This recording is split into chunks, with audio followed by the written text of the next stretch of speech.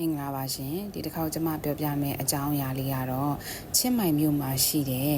စပယ်ပန်းကတ်လူပြီးအဓိဋ္ဌာန်ရင်ဆူတောင်းပြတယ်ဆိုတဲ့စပယ်ပန်းဖျားကိုပြောပြမှာဖြစ်ပါတယ်ရှင်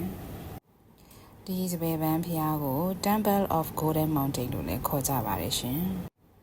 နောက်တစ်မျိုးကကြတော့ Wat Pratha Dry Camp လို့လည်းခေါ်ကြတာဖြစ်ပါတယ်ဖျားကြီးကတော့နှစ်ပေါင်း1300ကျော်ကလေးကတည်ရှိခဲ့တယ်လို့သိရပါတယ်ရှင်ဒီစပယ်ပန်းဖျားရဲ့ထူးခြားတဲ့ဆုတောင်းပုံလေးကကြတော့သူကကို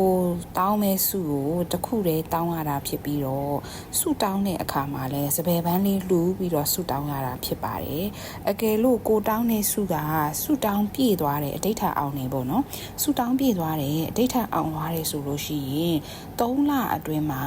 စပယ်ပန်းအနည်းဆုံးနဲ့အပွင့်90လာရောက်ပြီးတော့ပြန်ပြီးတော့ကတ်လူပူဇော်ပေးရတယ်တဲ့အဲ့လိုလေးရှိတယ်လို့ပြောကြပါတယ်တော်တော်များများကလည်းဆူတောင်းပြည့်တယ်လို့ဆိုပါတယ်ရှင်ဒီဖျားကြီးရဲ့ထူးခြားချက်ကိုဆိုလို့ရှိရင်ချင်းမိုင်မြို့မှာရှိတဲ့လူတိုင်းကအားလုံးသိကြတယ်လို့ဆိုပါတယ်ရှင်